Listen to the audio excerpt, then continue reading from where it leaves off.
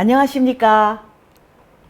한국의 감리교회 미래를 이끌어 나갈 우리 전도사님들을 영상으로 만나 뵙게 돼서 참 기쁨이고 영광입니다.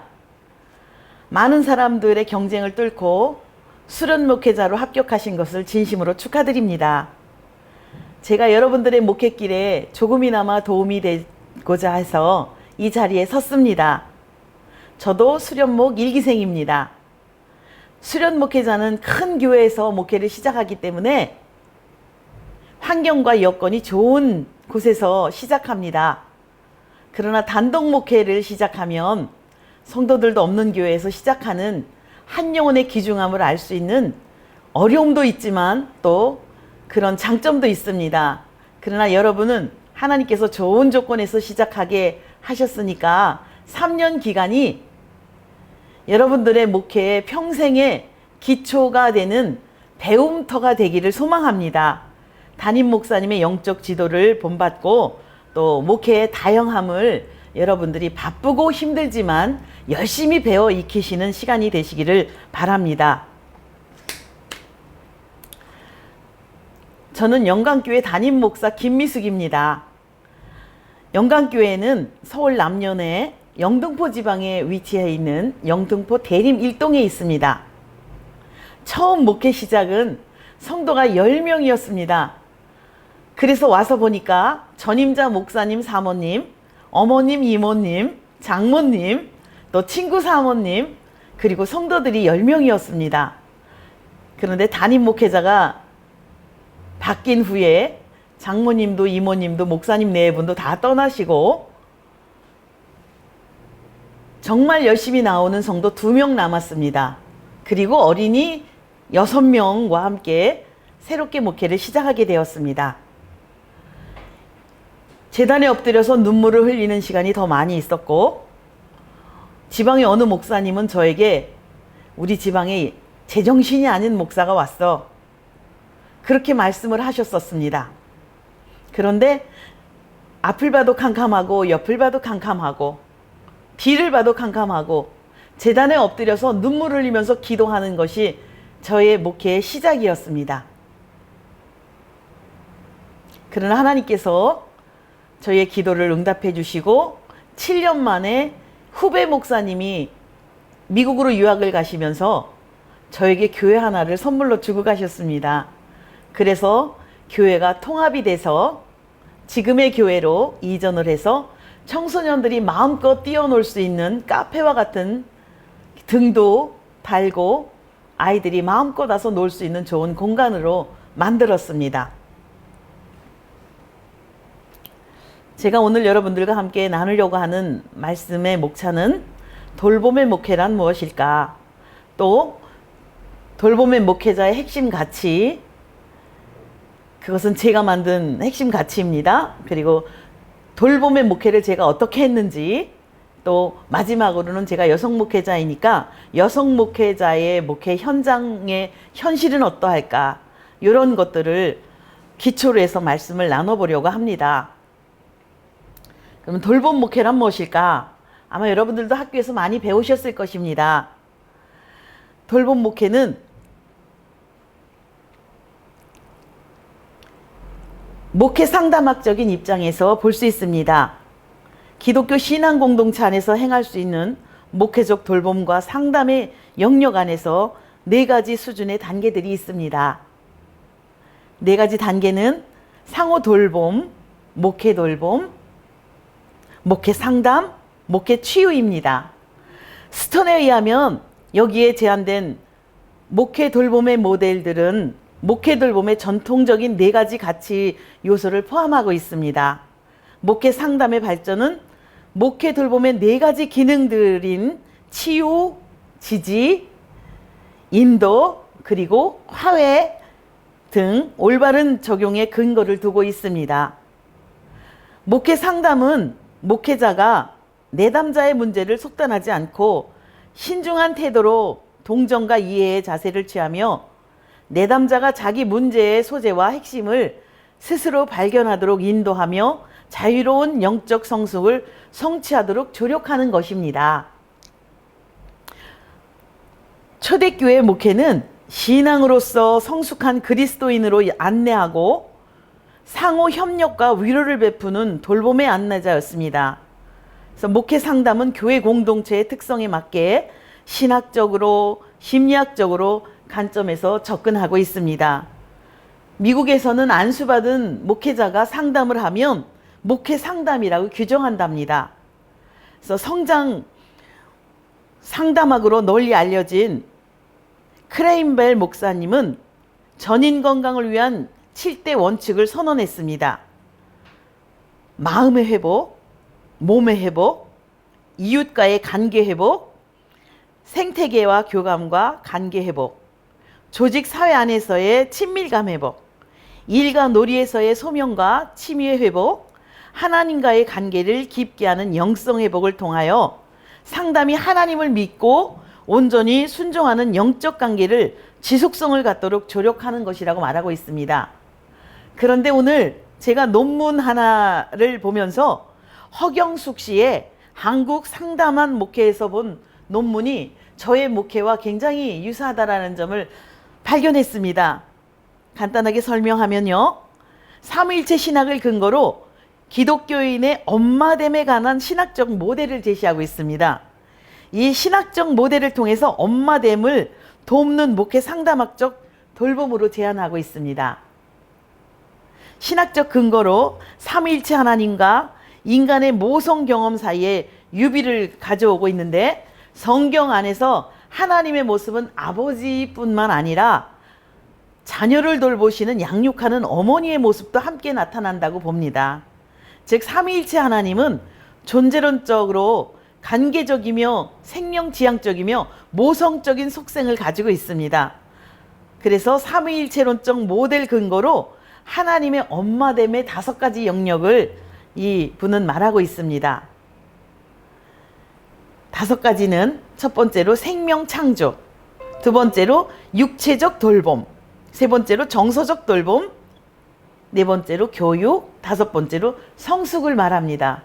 이것을 좀 더 또 경험과 표현을 한다 그러면 모성 경험 5가지로 표현을 하는데 창조적 존재론적 몸의 경험, 양육의 경험, 여성의 정체성의 경험, 엄마와 자녀 간의 경험을 통해서 성숙한 인간이 되어가는 경험, 그리고 신앙 전승의 경험을 들고 있습니다. 이 논문을 보면서 제가 했던 목회가 모성적 돌봄의 목회, 이렇게 저는 표현을 해봅니다.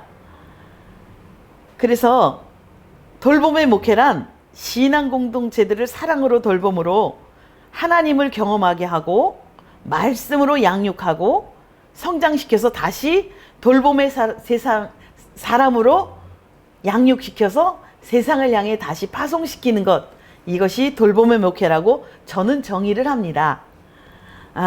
현대 시대가 포스트 모더니즘 시대를 넘어 요즘 포스트 코로나 시대라고 얘기를 합니다.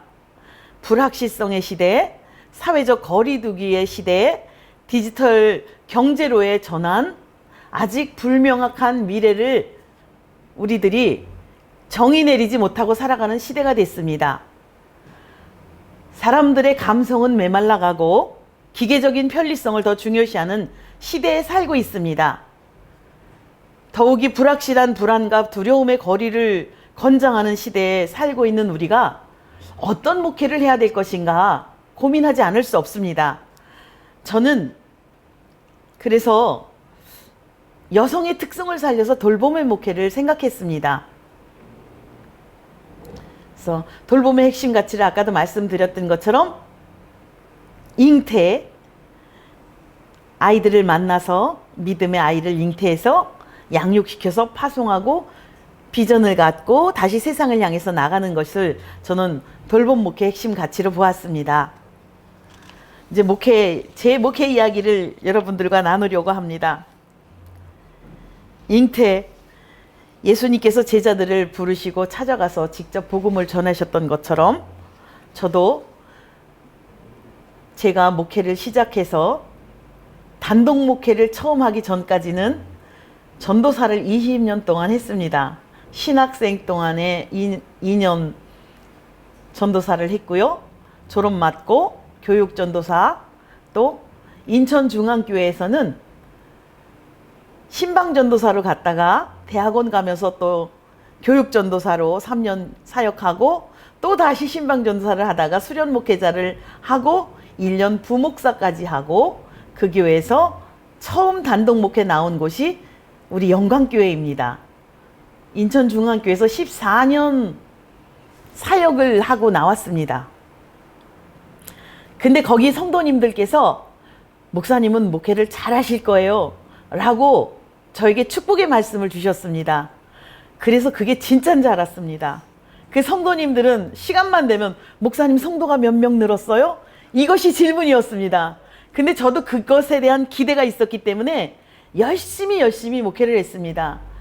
아까 말씀드렸던 것처럼 재단에서 6년을 제정신 아니게 울면서 기도를 했다고 그랬는데 기도만 한 것이 아니라 와서 뭔가 성도들이 없으니까 교회 부흥을 해야 되겠구나라는 꿈을 가지고 전도를 시작했습니다. 수련목과 부목사로 했을 때 저녁 정시 6시 퇴근한 적이 별로 없었습니다. 청년들과 놀고 또 찬양단을 지도해서 13년 동안 찬양 리더도 했고 그랬기 때문에 저녁이면 직장 갔다 온 아이들과 저녁 먹으면서 상담하고 신방하고 일찍 들어와 본 적이 없는데 단독 목회를 나왔는데 시간이 너무 많이 있었습니다. 그런데 제가 일중독이라는 걸 그때 알았습니다. 무언가 안 하고 있으면 불안하고 뭔가 해야 될 것 같은 마음, 그것 때문에 시작한 것이 전도였습니다. 가가호호 다니면서 전도지를 꽂는 전도를 했고 또 친구 목사님과 한 주일은 우리 교회에서 전도하고 한 주일은 친구네 교회 가서 전도해주고 또 노인정에 가서 한 달에 한 번씩 식사 대접을 하면서 전도하고 전철역 앞에 가서 전도하고 눈 뜨면 전도 시작해서 눈 감을 때까지 열심히 전도하고 교회에서 기도하고 목회를 했습니다. 그런데 3개월 동안 해도 한 명도 교회에 오지 않았습니다. 그래서 내가 참 목회를 못하는구나 그 생각을 하고 다시 마음을 고쳐먹었습니다. 어떻게 고쳐먹었냐 하면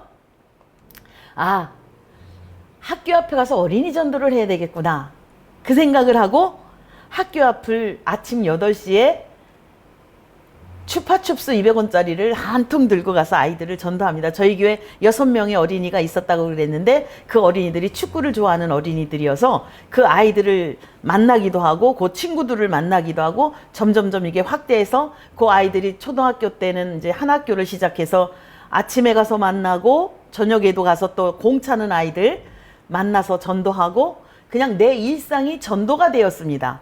그래서 전도가 돼서 만나는데 교회 오는 아이들은 그렇게 적었습니다. 그런데 축구를 시작하니까 아이들이 모이기 시작했습니다. 축구는 11명이 합니다. 그리고 감리교회 축구대회가 그때는 감독, 회장 쟁탈전까지 있어서 지방에서 축구대회를 해서 이기면 우승하면 연예대회도 나가고 연예대회에서 우승하면 전국대회까지 나가는 그런 지금은 이제 풋살대회로 많이 바뀌었습니다. 근데 그렇게 열심히 아이들을 전도를 해서 축구를 하기 시작했습니다. 친선 경기를 참 많이 다녔습니다. 제가 인천중앙교회에 있었기 때문에 거기는 큰 교회이니까 애들 유니폼도 쫙 입고 코치도 있고 감독도 있고 그런데 저희는 그냥 스타킹에다가 흰 티셔츠 하나 입고 제가 데리고 가서 제가 감독입니다. 여러분들 감독해 보셨나요? 제가 축구 감독을 11년 했습니다. 그래서 감독을 하면서 아이들에게 축구를 하게끔 하고 저는 뒤에서 응원만 열심히 합니다. 근데 자기네들끼리 열심히 뛰어서 자기네들이 3대 2 막 작전을 짜가지고 그리고 축구를 합니다. 그런데 스타렉스가 너무 낡았는데 저희 고모부님이 전 협성대 총장님이셨는데 집 지으신다고 스타렉스 하나를 이렇게 마련해 놓으신 게 있는데 안 타시더라고요. 그래서 그 차 좀 저에게 주시면 안 될까요? 그랬더니 9인승 스타렉스를 주셨습니다. 이제 9인승 스타렉스는 자리가 넓기 때문에 어린이들을 참 많이 태워 갖고 다닐 수 있습니다. 이때는 제가 처음 목회니까 초등학생들만 있었습니다. 어느 날 요 구로지방에 축구를 갔는데 가까우니까 아이들을 많이 싣고 간 거예요. 나와도 애들이 계속 나와서 몇 명이 되나 쉬어보니까 글쎄 23명입니다. 걸려야 되는 상황이지요. 뭐 15명. 근데 이 아이들이 좀 점점 크니까 12명 딱 되는 차를 또 어떤 분이 새 거로 사주셔가지고 새 차를 타고 이제 축구대회를 다녔는데 토요일이면 참 고민을 했습니다. 왜? 아이들과 축구를 하느냐고 성인 어른들도 계신데 설교 준비를 할 새가 별로 없는 것입니다. 아침에 학교 옆 전도 가지요. 또 낮에 가서 아이들이랑 또 만나서 또 전도하지요. 그러니까는 설교 준비를 할 시간이 없어서 토요일 날 애들을 이렇게 운동장에서 뛰는 동안에 이렇게 묵상을 하면서 운동장을 걸으면서 기도하면서 하나님, 내가 지금 목사입니까? 축구 코치입니까? 이 기도를 참 많이 했었습니다. 그런데 그 아이들이 점점 자라서 중학생이 되고 또 고등학생이 되고 또 청년부가 되고 그래서 없었던 중등부가 생기고 고등부가 생기고 이렇게 생기게 됐습니다. 축구를 하다가 보니까 경비가 참 많이 들었습니다. 그래서 제가 기도 제목이 하나 있습니다. 그 기도 제목은 뭐냐면 하나님, 전도하기 위해서 축구를 하는 거니까 2등만 하게 해주세요. 왜냐하면 연예대회를 나가면 또 애들을 데리고 연습도 해야 되고 먹여야 되고 근데 한참 크는 청소년들이기 때문에 잘 먹거든요. 그래서 이 경비가 너무 많이 들어서 그때는 하나님 2등만 하게 해주세요 라는 기도를 참 많이 했습니다. 근데 어느 날 우리 아이들이 커가지고 축구를 참 잘하게 됐습니다. 그 축구하는 그 11년 동안에는 어떤 분이 오셔서 조병득 국가대표 할렐루야 국가대표 선수였던 분이 어느 날 창천교회 설교를 갔다 장로님이 소개를 해주셔서 만났습니다. 축구 전도를 한다고 이야기 속에서 했더니 제가 축구 잘하는 분을 소개해 드릴게요. 그래서 그 전병득 장로님이 감리교 장로님이신데 몇 번을 오셔서 아이들을 코치를 해주셨습니다. 그 잠깐의 코치가 아이들의 실력을 팍 키우더라고요. 그래서 그 아이들이 초등학교 4학년 때 축구하러 왔던 애들이 고등학교 2학년 때는 전국대회에 나가서 고등학교 1학년 때는 예선 탈락하고 왔고요. 또 고등학교 2학년 때는 전국 우승을 한번 했습니다. 그래서 그때까지 이제 축구를 열심히 하고 이제는 축구를 내려놓기로 했는데 지금도 풋살 대회를 하고 있습니다. 이렇게 아이들을 만나서 아이들을 축구를 통해서 전도하고 또 전도를 통해서 아이들에게 또 양육을 이제 잉태해서 이렇게 축구를 해서 초등학생들이 지금 대학교 다니는 아이들도 우리 교회 아이들은 예배 끝나면 축구하러 갑니다. 네, 그렇게 축구를 하면서 교회에 아이들이 모여졌는데 이제 이 아이들을 어떻게 하면 믿음을 좀 성숙시킬까? 양육을 해야 되는데 축구하는 아이들이 돼서 공부를 잘 안 합니다. 그래서 이 아이들에게 어떻게 하면 공부를 시킬까? 기도하면서 말씀 공부도 시키고 제자 성경 공부 12주씩 잠깐 동안 얘들아 뭐 먹으러 와라. 그리고 이제 먹으면서 공부도 가리키고 말씀도 외우게 하고 뭐 영어로 주기도문도 외우게 하고 또 사도신경도 외우게 하고 뭐 그러면 또 상금도 주고 시편도 외우게 하고 말씀도 외우게 하고 말씀으로 아이들을 양육해 보려고 굉장히 많이 애를 썼습니다. 그리고 중학교만 올라가게 되면 서울대학 다니는 먼저교회 청년을 강사로 초대해서 왜 공부해야 되는지 또 공부를 어떻게 하면 잘할 수 있는지 이런 것들을 정기적으로 교육을 시켰습니다. 그리고 또 공부를 시키기 위해서 단어장을 사서 선물로 주기도 했고 또 영어 단어를 하나 외우면 100원, 10개 외우면 1000원, 100개 외우면 10,000원. 그런데 어떤 학생이 매주 100개, 200개씩 외워갖고 오는 거예요. 그래서 그 아이는 그 돈을 차곡차곡 모아서 일본 여행을 다녀오는 걸 보았습니다. 그렇게 하여튼 아이들이 어떻게 하면 공부를 좀 잘할 수 있을까 양육하기 위해서 여러 가지 방법을 썼었습니다. 그리고 선교사님들이 들어오시면 몇 달 계신 분들에게는 영어 공부 좀 아이들에게 가르쳐 주십시오. 그래서 영어 강좌를 터서 아이들에게 공부도 하게 하고 그렇게 했습니다. 그리고 저는 몰트만이 노래신학이 있는 것처럼 애들과 놀고 먹는 목회를 했습니다. 이 축구하는 아이들은 청소년 아이들이기 때문에 잘 먹습니다. 그래서 저만 만나면 목사님 배고파요. 이게 인사입니다. 그러면 만나는 데가 어디냐에 따라서 뭐 떡볶이집 앞이면 떡볶이를 사주고, 가게집 앞이면 아이스크림을 사주고, 또 시험 공부할 때 시험 잘 보라고 짜장면을 사주고, 또 부모님이랑 탕수육은 같이 먹을 수 있지만 못 먹는 깐쇼 새우를 사서 이렇게 먹이고 했습니다. 근데 그 아이들이 지금 커서 어느 날 짜장면집을 갔는데, 목사님 우리 깐쇼 새우를 먹어야 합니다. 그래서 왜 했더니 그때 추억을 기리면서 먹어야 됩니다. 그렇게 먹습니다. 그리고 저는 아이들에게 먹이는 목회를 어떻게 하냐면, 청소년들인데 한참 크는 아이들이 키가 쭉쭉 자라면서 막 어지럽기도 하고 힘들다고 하고 영양실조 기운이 있는 어린 학생들을 보게 될 때가 있었습니다. 그래서 저는 정육점에 가서 정육점 주인이 묻지도 않는 말에 이 시대에 세계적인 인물로 클 유명한 아이들이 먹을 고기니까 생삼겹살에 국내산을 주십시오 라고 묻지도 않는 말에 그 정육점 아저씨한테 그러고 고기를 사다가 제가 옥탑에서 한 10년 살았습니다. 작은 교회 목회할 때. 그래서 그 넓다란 옥탑에 그 광장 같은 데다가 그릴을 하나 사다 놓고 장갑을 끼고 숯불을 펴서 초벌구이 왕소금 뿌리면서 재벌구이 해서 아이들을 먹이는 목회를 했습니다. 그때가 최고의 교육을 할 수 있는 좋은 시간입니다. 왜냐하면 그때는 목사님이 하는 말은 모두 다 귀를 쫑긋하고 이 접시 하나 들고 고기가 익을 때까지 목사님 얘기를 안 들으면 안 되거든요. 그래서 왜 공부를 해야 되고, 왜 예수를 믿어야 되고, 또 우리가 세상을 어떻게 살아가야지 하나님이 기뻐하시는 모습인지를 이 고기 구면서 애들이랑 얘기를 합니다. 그래서 삼겹살을 먹이고 음료수를 먹이고 마지막으로는 짜파게티로 뒷마무리를 하고, 그리고 아이들을 보냅니다. 근데 수시로 아이들이 목사님 배고파요 그러면, 아 언제 우리 약속해서 친구들 다 데리고 와라, 그렇게 해서 고기 파티를 참 많이 해서 먹였습니다. 근데 그 아이들이 지금은 이제 목사님 제가 식사 대접할게요, 그리고 아이들이 청년이 돼서 바뀌었습니다. 그리고 이제 또 아까 말씀드렸던 제정신이 아닌 목사가 하나 왔어 그랬던 목사님이 저희 이웃교회, 저희 자매교련 교회가 돼서 후원해 주시는 목사님이셨습니다. 그런데 제가 그렇게 말씀드렸습니다. 목사님 우리 교회에서 제정신인 사람은 목회 못합니다. 너무 환경도 어렵고 힘들어서요. 제가 목회하러 온 교회를 어떤 분이 후임자로 오시려고 어머니랑 오셨다가 엄마 저 교회예요 그랬더니 그 어머니가 그 교회에 들어가시지도 않고 그냥 가셨대요. 그래서 제가 오게 됐습니다.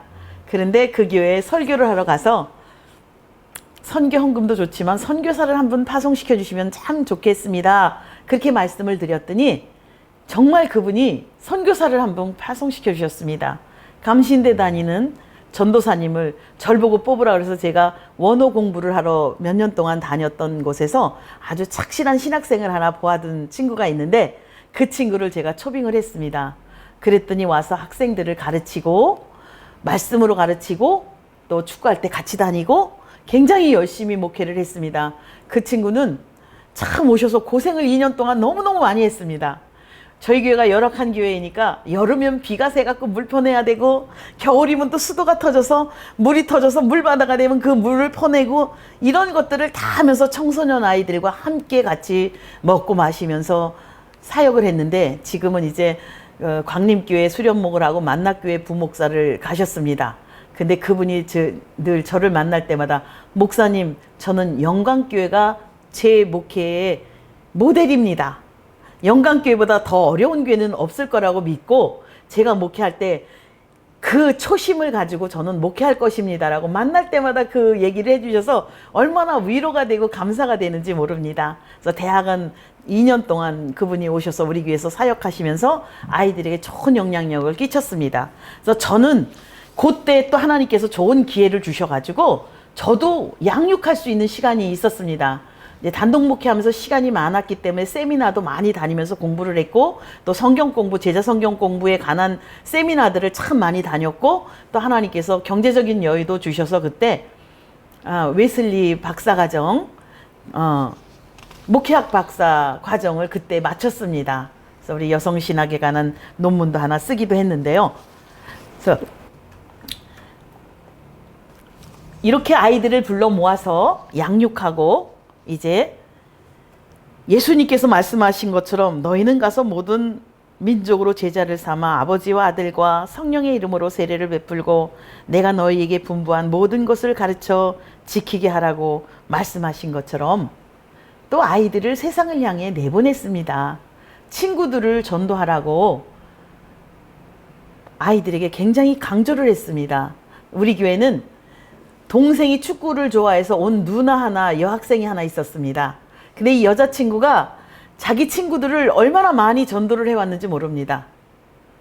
그 축구를 하는 교회가 돼서 남자만 다 있는데 그 여자 하나 있었는데 나중에는 남자와 여자가 이렇게 비슷할 정도로 그렇게 전도를 많이 했습니다. 그리고 그 친구들이 가정 부모님을 전도했습니다. 그래서 부모님들이 교회에 오셔서 집사님도 하시고 여선교 회장님도 하시고 그렇게 또 성장하시는 가정들이 여러 가정이 있었는데 몇 가정은 이사도 가시고 또 다른 데로 가시고 지금은 몇 가정 없습니다. 근데 하여튼 아이들이 그렇게 부모님을 전도해서 또 그 전도한 부모님이 교회는 안 나오시는데 가끔씩 명절이면 저에게 인사를 오십니다. 그 부모님이 우리 아이들을 잘 키워주셔서 고맙습니다. 이렇게 말씀을 해주실 때 굉장히 기쁘기도 하고 감사하기도 합니다. 저는 아이들이 이 지역이 지금은 이제 조선족 어린이들로 가득 바뀌었는데 제가 처음 목회할 때는 굉장히 가난한 지역 어린이들이 이곳에 살았습니다. 엄마 아버지가 다 일터에 나가시면 아이들끼리만 있어서 뭔가 제가 교회에서 같이 만들어서 먹으려고 하면 목사님이 사 먹어요.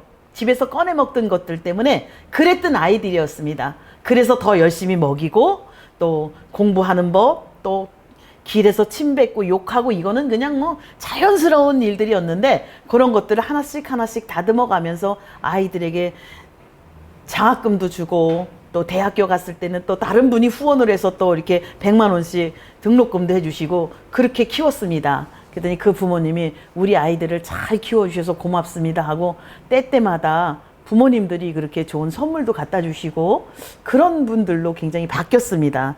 하나님께 감사를 드립니다.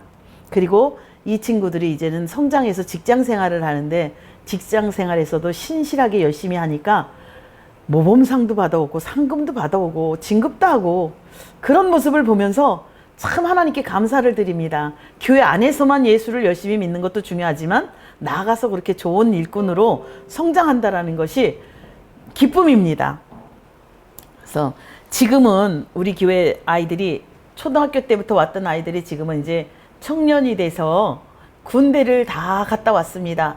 군대 가 있는 동안에 저희들은 끊임없이 그 선물과 카드와 편지를 보내고 또 교회 오면 휴가 때 오면 또 금일봉으로 또 위로금도 주고 이렇게 하면서 성도들이 중보기도를 이름을 다 주보에다 적어놓고 기도를 했습니다. 그래서 다시 우리 교회로 돌아와서 일꾼이 될 것을 기대했지만 이 친구들은 직장 때문에 아르바이트 때문에 늦잠 때문에 교회를 많이 오지 않습니다. 그러나 어디에서나 우리는 영광교회 교인이라고 어떤 친구가 와서 목사님 저희는 매주 오기가 너무 힘드니까 2주에 한 번 오겠다고 하는 친구도 있습니다. 그렇게 해서 청년들이 재적 인원은 굉장히 많이 있지만 출석 인원은 그렇게 많지 않습니다. 그러나 그들이 왔다가 가고 어느 때는 예배가 다 끝난 다음에 목사님 얼굴 보러 왔어요. 그리고 왔다 가기도 합니다. 그래서 이 아이들을 저는 익명의 영광교인이라고 다 포함하고 그들을 위해서 기도하고 있습니다. 그래서 그들이 언젠가 삶이 지치고 힘들 때 그때 목사님이랑 같이 먹던 짜장면 또 삼겹살 생각하고 기도해줬던 그 기도를 생각하고 아이들이 다시 돌아온다면 우리 교회를 오지 않는다 할지라도 좋은 잉태를 했기 때문에 어딘가에서 좋은 일꾼으로 성장할 것을 기대하고 있습니다. 그래서 아이들에게 이제 그렇게 믿음의 비전을 심어주기 위해서 저는 여러 가지 교육을 했는데 그 교육 중에는 어떤 것이 있었냐면 수련회가 있습니다. 부모님들이 하나밖에 안 나는 아이들이 돼서 수련회를 잘 안 보냅니다. 그런데 저희는 작은 교회이지만 여름 수련회, 겨울 수련회를 매 했습니다. 가는 장소는 맨날 똑같습니다. 어디냐면 양평에 저희 고모님이 한옥집을 멋있게 져놓으셨는데 그 집이 저희들이 아무 때나 가도 되는 그런 수련장입니다. 또 현 협성대 총장님이셨던 우리 박민영 교수님이 강사님이 되어주시고, 또 저희 고모님은 김금옥 목사님이신데 고모님이 또 강사님이 되어주시고, 저는 또 가서 성례전을 베풀고 짧은 시간 동안 아이들에게 말씀 공부를 하고 또 비전을 심어주고, 저의 그래서 목회 철학은 청소년들에게 믿음의 꿈을 심어주고 복음을 통해 다음 세대가 세워가는 목회 철학을 갖고 목회를 하고 있습니다. 그래서 겨울에도 또 여름에도 제가 이렇게 할 수 있었던 것은 저희 목회에 좋은 꿈을 주셨던, 비전을 주셨던 목사님이 계십니다. 그분은 어떤 분이냐면 저희 아버지 어머님이 장로님이셨는데 시골 안산의 아주 작은 교회에 담임 목사님이 없는 교회를 저희 아버님이 담임 목사님처럼 장로님이 교회를 지키셨습니다. 그랬는데 첫 번째 담임 전도사님이 총각 전도사님이 오셨습니다.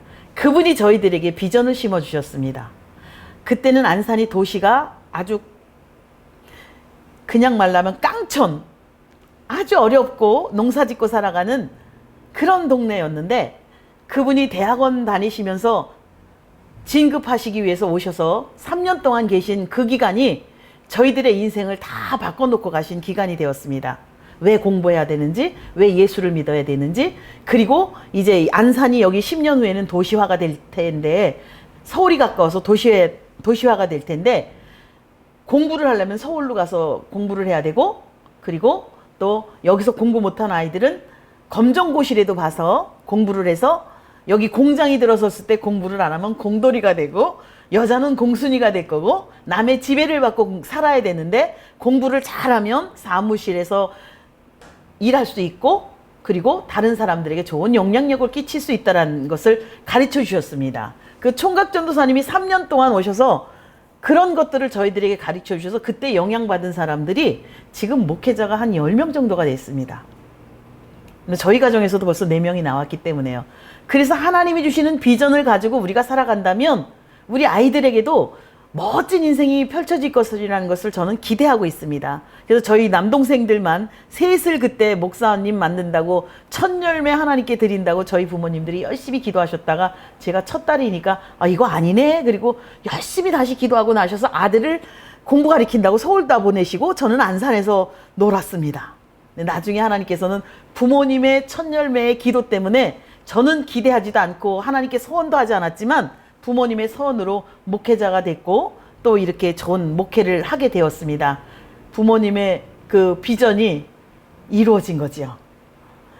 그래서 저는 아이들에게 좋은 영향력을 끼치기 위해서 말씀과 기도로 비전을 갖게 하는 그런 프로그램을 하려고 굉장히 애를 썼습니다. 그래서 아이들에게 겨울 수련회, 여름 수련회 그렇게 하다가 이제 제 동생이 강릉에서 목회하는 동생이랑 부천에서 동생 목사님이 있었는데 우리 세 교회가 연합으로 수련회를 합시다. 그래가지고 이제 연합 수련회가 시작됐습니다. 그래서 연합 수련회를 한 강사님만 모시고 10년 정도를 했습니다. 그 강사님이 이화교회의 담임 목사님이신 박영배 목사님이신데 말씀을 너무 잘하셔갖고 그분이 해마다 수련회 강사님으로 오셨는데 한 6년 한 후에 강사님이랑 저희들이 의논을 했습니다. 애들이 너무 예쁘게 수련회를 하니까 우리 유럽으로 수련회를 한번 갑시다. 그랬더니 좋습니다. 그래서 이제 강사님까지 같이 모시고 가려고 했는데 그분이 좀 편찮으셔갖고 못 가게 됐습니다. 그래서 2년 동안 적금을 들었습니다. 적금을 들고 동생 강릉에서 목회하는 동생 목사님은 여행 스케줄을 짰습니다. 그냥 여행사가 가는 여행이 아니고 아이들에게 신앙 성숙을 위한 여름 수련회이기 때문에 신앙 프로그램으로 우리들이 프로그램을 만들었습니다. 그래서 서유럽을 갔는데 13일 동안 세 교회가 연합해서 46명이 거기에는 이제 학생들만 간 게 아니라 어른들도 같이 장로님들도 가고 이제 우리 저희 교회 어른들도 몇 명 가시고 그래서 46명이 대형 버스 하나 얻어가지고 갔습니다. 체코에 가서 2박 까를교회 가서 자유시간을 그냥 몇 시간 넣어서 까를교를 넘어서 위까지 올라가고, 또 밤에는 멋있는 야경 속에서 음악하는 사람들을 구경하고 기념품도 사고, 체코에서 이틀, 또 로마에 가서는 미리 연락을 해서, 여행사랑 연락을 해서 카타콤베에 가서 세 목회자가 스톨만 가지고 가서 성만찬을 하고, 또 로마의 기념교회 가서는 우리가 바울을 생각하면서, 바울 그 기념교회 거기에 가서는 참수당한 거기에 가서는 우리가 찬양도 하나 부르면서 기도하면서 그 사도 바울의 그 발자취를 또 기리기도 했고요. 또 피렌체에 가서는 또 좋은 성당을, 도모 성당도 보고 가죽 시장도 가고 다비드 상이 멋있게 서 있는 것도 보고, 그리고 티본 스테이크도 먹고, 또 독일에 가서는 그때가 한참 그 종교개혁 500주년 기념하는 것을 준비하는 때였습니다. 그래서 가서 500주년 기념 식수가 있는데 500개의 나무를 세계 각국의 교회들이 심는 프로그램을 거기에다가 만들어놔서 저희들도 가서 하나를 심고 왔습니다. 그리고 스위스에 가서 르제른에 올라가서 안개가 착 끼어있는 산에 올라가서 찬양을 하나 같이 멋있게 부르고, 그리고 아이들이 그곳에서 좀 쉬다가 또 이제 프랑스에 와서는 시내에 있는 관광지를 보고, 또 모네 생가가 너무 아름다워서 모네 생가에 가서 아이들을 자유시간을 주고, 또 야경에 배를 타면서 그 멋있는 에펠탑도 보고, 그러면서 아이들에게 아침 저녁으로 큐티를 하면서 버스 안에서 예배하면서 그러면서 수련회를 마쳤습니다. 그런데 그 아이들이 커가지고 지금은 이제 초등학생이 고등학생이 되고, 이게 4년 동안 이렇게 중학생이 되고 이렇게 컸습니다. 청년들이 굉장히 시각이 바뀌었습니다. 갔다 온 후에는 자기네들끼리 외국 여행 가는 걸 두려워하지 않고, 저희 교회 청년은 유럽을 1년에 한 번씩 나가서 구경하고 오기도 하고, 이렇게 아이들이 자신감 있는 아이들로 바뀌었습니다. 그래서 아이들에게 꿈을 심어주고 세계적인 인물로 만들려고 저희들이 노력을 하는 수련회를 했습니다. 근데 그 수련회가 이제 지금은 어떻게 확대가 됐는가 하면, 전국에 있는 비전교회들이 이런 수련회를 못하니까 우리 같이 합시다. 그래서 교육국에서 후원해 주시고 신문을 내주시고, 그리고 이제 동생교회 강남교회 강릉에 있는 김영민 목사님의 교회가 재정을 거의 다 대시고, 그래서 회비는 한 2만 원에 3박 4일씩 수련회는데, 요즘은 이제 수련장을 2박 3일밖에 안 빌려주셔서 2박 3일씩 수련회를 합니다. 그래서 전국의 각처에서 1명, 2명, 3명, 5명 이런 아이들이 와서 한 150명이 와서 수련회를 하는 수련회로 바뀌어서 지금 한 10년 되는데, 올해는 저희들이 안 하기로 했습니다. 스텝으로 우리 감신대 전도사님들이 한 15분 오셔서 섬겨주시기도 하고, 그러면서 아이들에게 또 좋은 그런 그 비전을 갖는 그런 수련회를 하고 있었습니다. 이제 제가 저희 목회 이야기는 이걸로 마치기로 하고요. 이제 한국 여성 목회의 그 이야기를 조금만 하고 말씀을 마치려고 합니다. 한국 여성 목회자가 몇 명 되시는지 여러분들 알고 계신가요? 잘 모르시죠? 네, 이것은 작년에 그 주소록의 표의 수치를 가지고 만든 것입니다. 여성 목회자가 한 8.7%라고 볼 수 있습니다. 한국에서 여성 목회자가 목회하는 것은 좀 어렵습니다. 부단임자나 기간 목회자나 특수 목회자들도 어렵긴 하겠지만, 가장 어려운 건 단독 목회자들입니다. 단독 목회자가 5% 정도 됩니다. 그런데 부단임자는 10%, 선교사와 서울이는 18%, 기간 목회자는 학교나 병원의 원목이나 교목을 말합니다. 20%, 특수 목회자가 한 31%. 그래서 특수 목회자는 어떤 목회를 하시는가 하면, 이제 그룹홈, 쉼터, 또 방과후 교실, 호스피스, 노인 요양원, 어린이 도서관, 이런 목회를 하시는 분들이 있습니다. 그런 분들이 많이 있는데 단독 목회 5%의 목회자들은 거의 자기 건물인 목회자가 적습니다. 거의 다 월세교회나 전세교회의 목회자들이고요. 성도들이 그렇게 많지 않습니다. 자립교회가 별로 없습니다. 거의 다 미자립교회에서 열심히 목회를 하고 있습니다. 또 여성 목회자들은 반 정도는 결혼을 해서 요즘 이제 양성평등의 이야기가 나오고 그래서 반 정도는 결혼한 목회자들이시고요. 반 정도는 결혼하지 않은 목사님들이 목회를 하고 있습니다. 역사 속에서 결혼을 하면 담임자가 안 되는 때가 있어서 결혼을 안 하고 목회하는 분들이 많이 있었습니다. 지금은 이제 결혼을 거의 다 합니다. 근데 제가 이제 박사과정에서 논문을 쓸 때 한국 교회 여성 목회자의 인식을 좀 어떻게 하면 바꿀까 하고 남성 목회자와 여성 목회자 또 평신도들에게 설문지를 제가 설교를 하고 설문지를 받은 적이 있었습니다. 박사 논문 쓸 때. 그때 여성 목회자들이 자기에 대한 인식은 어떻게 하냐면 나도 행정도 잘하고 또 설교도 잘하고 어떤 목회도 잘할 수 있어. 이것이 여성 목회자 자신들이 갖고 있는 자기의 모습입니다. 근데 남성 목회자들에게서는 어떤 모습이 나왔냐면 여성 목회자는 신방이나 교육을 참 잘할 수 있고 행정이나 설교는 좀 약간 못할 것 같아. 그렇게 보시는 분들이 굉장히 많이 있었습니다. 그런데 제가 이제 평신도들에게 설교를 여러 교회 이제 대형교회도 가고 소형교회도 가서 설교를 한 다음에 설문지를 받았을 때 여성 목회자에 대한 인식은 어땠냐 하면 여성 목회자도 잘할 수 있다. 또 여성 목회자들이 신방이나 교육은 더 잘할 수 있을 것 같은데 또 행정이나 설교도 잘한다. 그래서 어떤 분은 우리 교회 목사님이 여자 목사님이어도 참 좋겠구나. 이렇게 답을 쓰신 분들도 있었습니다. 이런 인식이 있음에도 불구하고 여성 목회자들이 어려운 것은 누군가 선배 목사님들이 교회를 크게 키워서 후배에게 이렇게 물려주는 기회가 전혀 없습니다. 여성 목회자들은 내가 개척해서 내가 키우고 또 내가 끝까지 이끌어가는 그런 교회들이 거의 있습니다. 그리고 또 여성 목회자들이 은퇴하실 때는 교회를 성장시켜서 또 남자 목회자에게 두시고 은퇴하시는 분들도 많이 보았습니다. 그래서 여성 목회자들의 목회는 참 어렵습니다. 제가 이 강의를 준비하기 위해서 여성 목회자들을 잠깐 만났는데 그분들이 우리 처음 시작하는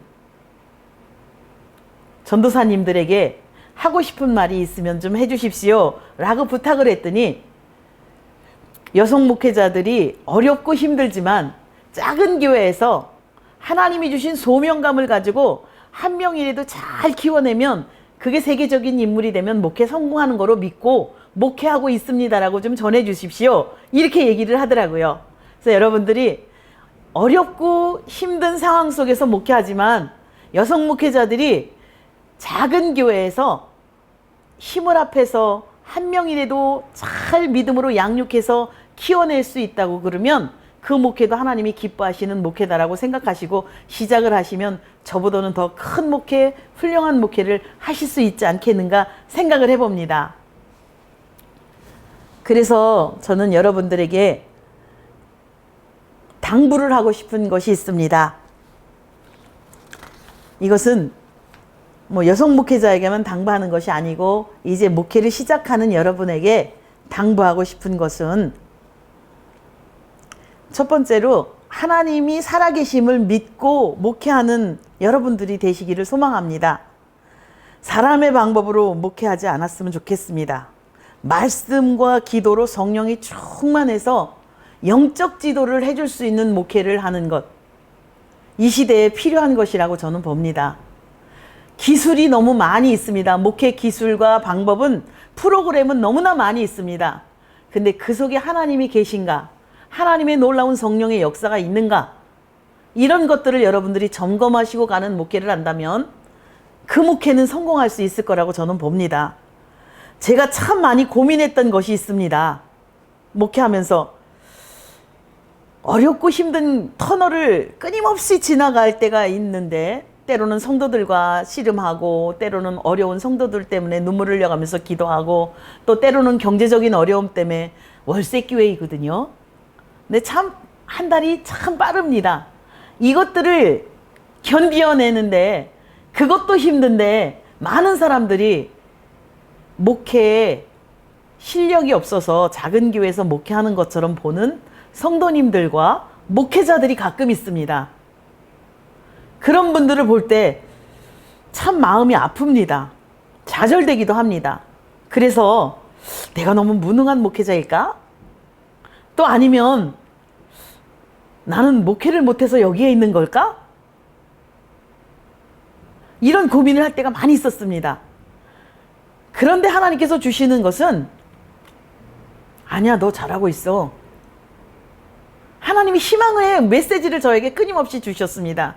저희 고모님은 제가 너무 고생한다고 큰 교회 부목사로 가라고 3번을 저에게 소개를 해주셨습니다. 엄청난 큰 교회 부목사로. 근데 제가 안 갔습니다. 왜냐하면 하나님께서 내게 여기 붙여주신 영혼들을 잘 키워서 이들을 세계적인 인물로 만들면 한 사람이 큰 교회로 좋은 역할을 감당할 수 있는데 내가 왜 거길 가요? 안 갑니다. 그리고 야단도 참 많이 맞았습니다.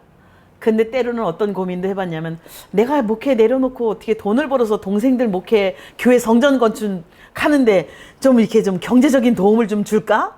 성도들이 너무 어려운데 내가 돈을 벌어서 좀 줘볼까? 이런 고민도 했었습니다. 그런 씨름을 하면서 여기까지 왔는데 여기까지 올 수 있었던 힘은 하나님께서 나와 함께 해주셨다라는 그 힘입니다. 하나님께서는 하나님의 교회를 세워가시는데 제가 세워가는 것이 아니라 많은 사람들을 통해서 때로는 외부에 있는 돈 많은 사람들을 통해서 헌금을 보내주시기도 했고 또 큰 교회가 프로그램이나 또 재정으로 후원해서 교회를 세워주시는 적도 있었고 보이지 않는 손길로 또 보이지 않는 기도의 힘으로 이끌어 가시는 것을 느끼면서 여기까지 왔습니다.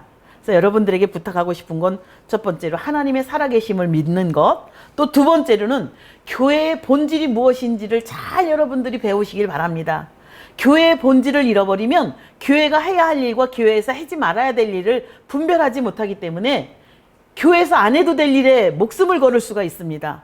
저는 여러분들이 하나님께서 원하시는 교회가 무엇이며 또 성경에 나오는 교회가 어떤 모습인지를 보고 그 교회의 모습을 끊임없이 만들어 가려고 노력하기를 바랍니다. 그리고 또 세 번째로는 목회자로서의 사명감을 갖는 것. 여러분들이 목회자로서 하나님이 여기다가 보내셨을 때는 목회자로 여러분들 수련 목회자로 만드셨을 때는 분명히 뜻이 계셔서 만드셨을 거라고 저는 봅니다. 그런데 성도들이 힘들게 한다고 교회가 어렵다고 목회하다 도망가지 않기를 바랍니다. 사명감 갖고 주님이 주신 사명을 여러분들이 잘 감당하고 노력할 때 주님께서 여러분들을 통해서 하나님 나라를 확장시켜 주시고 여러분들의 삶이 정말 축복된 삶으로 바꿔주실 거라고 믿습니다. 저는 작은 교회에서 목회하고 있지만 지역교회와 연합해서 일을 하고 있습니다. 비전교회들이 한 15교회 됩니다. 그래서 비전교회 모임을 만들어서 같이 기도해야 하고 같이 전도해야 하면서 힘을 실어주고 또 우리 여교육자들이랑은 모여서 같이 기도회를 하면서 이렇게 협력하면서 갑니다. 제가 남성 목회자들에게 부탁드릴 것은 여성 목회자들이 일반 목회를 하지만 일반 목회가 아닌 특수 목회 같은 일반 목회를 하고 있습니다. 그러나 이제는 평범하게 서로를 도와가면서 하는 평범한 일반 목회자로 여성들을 좀 도와주십시오.